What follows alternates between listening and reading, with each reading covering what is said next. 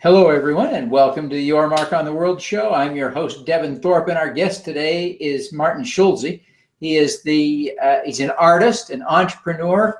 We're thrilled to have you, Martin. Thanks for joining us. Thank you for having me.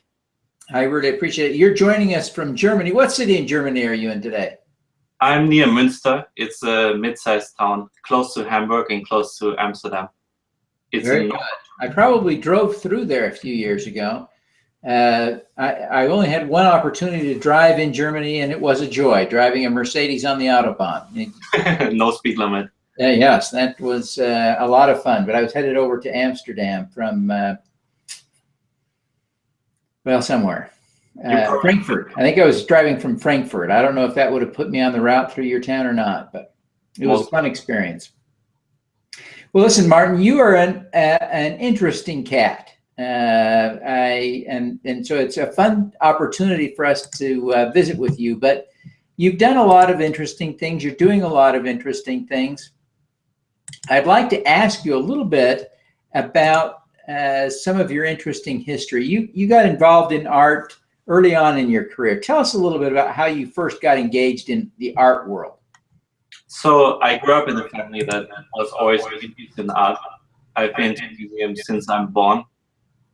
And that didn't bring me close to art, but what actually did was I did an internship in an art gallery, and they liked me a lot. So I just stayed there. They offered me a job, and it was a great experience. I got to put on shows with some of the biggest living contemporary artists, and it was an overwhelming experience. It was really beautiful.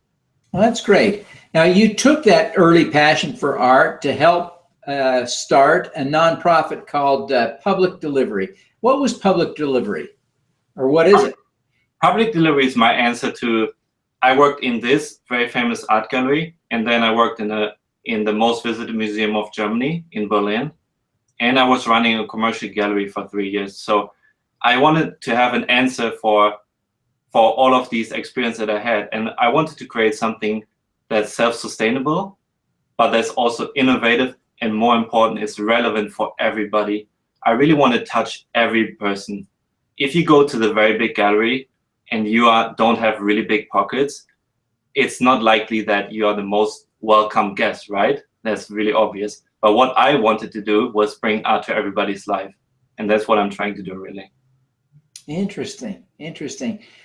So what does Public Delivery do to connect people with art?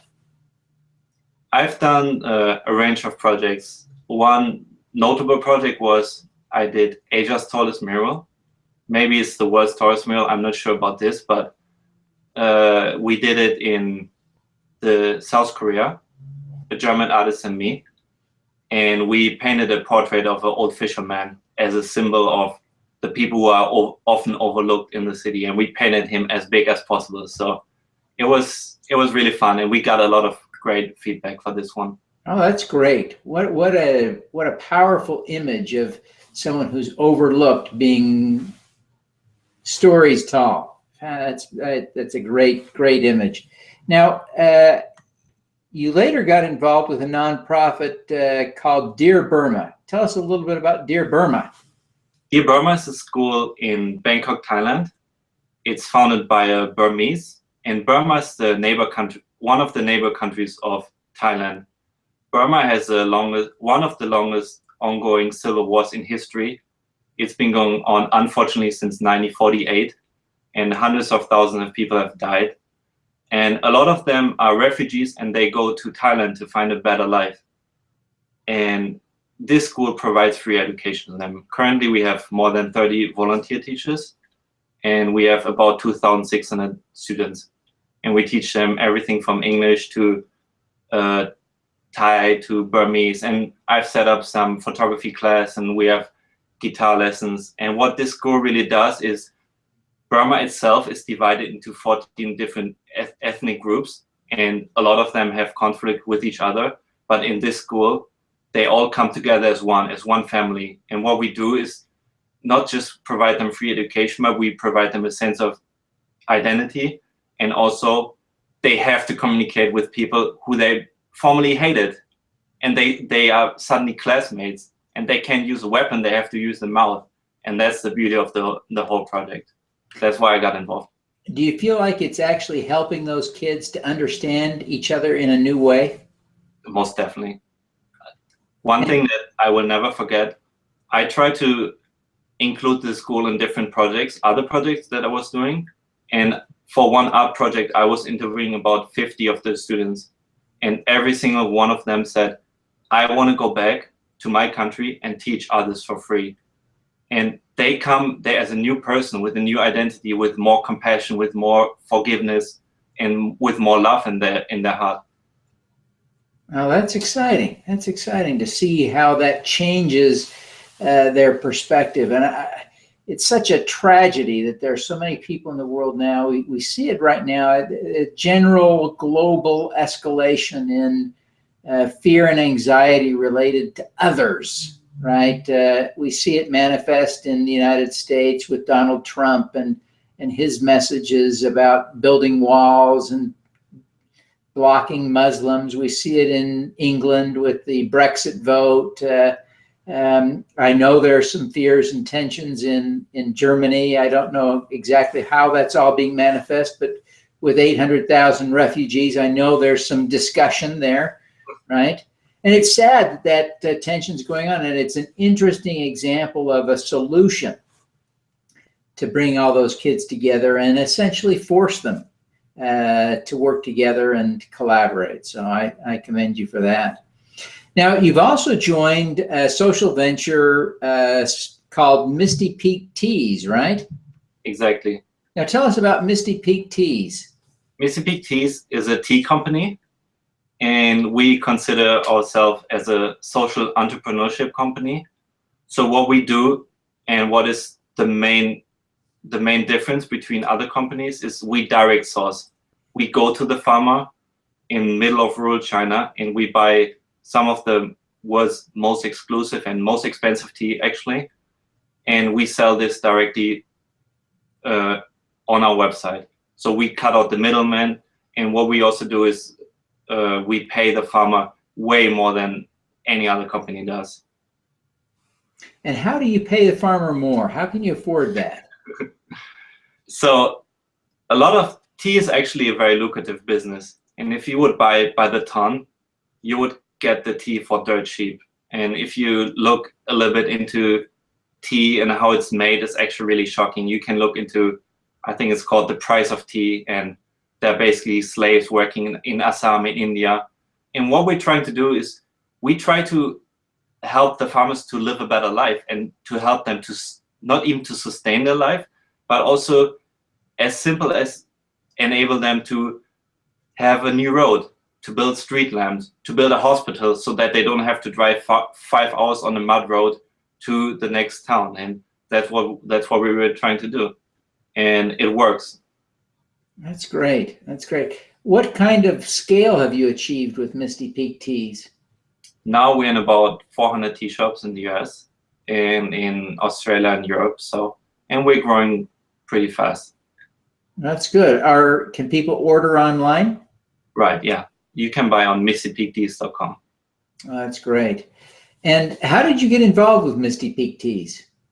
It was the brother of my friend who just needed an organized German like me to help him. And I just got involved, and I love doing numbers, I love doing business, and we are a pretty good match. Oh, that's good. I'm glad to hear that. Well, Martin, I want to take the opportunity while I've got you just to ask you a couple of more personal questions. Sure. Obviously, you're someone that is well regarded and a role model to people. Who do you look up to as a role model? That's actually a really difficult question. If I have to name one person that has really inspired me in the past years, is a Thai artist. His name is Kamin Lerchaprasad. He's about in his early 50s, and he lives in Chiang Mai in northern Thailand. And I got to spend some time with him. And he has been very successful working in my field in art since more than 20 years. So obviously he has a deeper understanding, he has a deeper network, he has way more experience than me. But what I saw him doing with the fame and the money that he got is he didn't build himself a bigger house. He bought a bigger house for his assistant and gave him for free. He bought a lot of land around Chiang Mai, and some of this land is being used as rice fields. He didn't rent out the rice fields for his own sake. He rented out the rice fields and he let farmers harvest rice for free. He only asked 1/3 of the harvest. And what he does with the harvest, he gives this to orphanage with children with HIV and to other shelters. And for me, it was very impressive to see somebody who has the financial means, who has the fame, who could run for mayor, to do something more outrageous beyond art, but who really cares about the community and who reaches the life of hundreds and thousands of people through what he's doing. And he himself lives in a tiny house, and that's really amazing. That's an inspiring story. Now, you've traveled around the world and you've seen and done so many things. I wonder if you can tell me why you feel such a personal calling to help other people. It's easy to understand why they need help. And it's easy to understand why someone should help them. What I want to understand is why you feel personally responsible for them. To be honest, I feel I was indifferent, to be honest. I'm a white male. I'm from Germany. I had the chance to study in Switzerland and Hong Kong. I never had to starve. I never had financial problems. And I was very privileged. I never met anybody per se who was coming from Burma from a civil war and has lost their parents and with 13 had to go through a jungle for 3 weeks and find shelter and be arrested by police. I never met these people. But when I first met them, this experience changed me.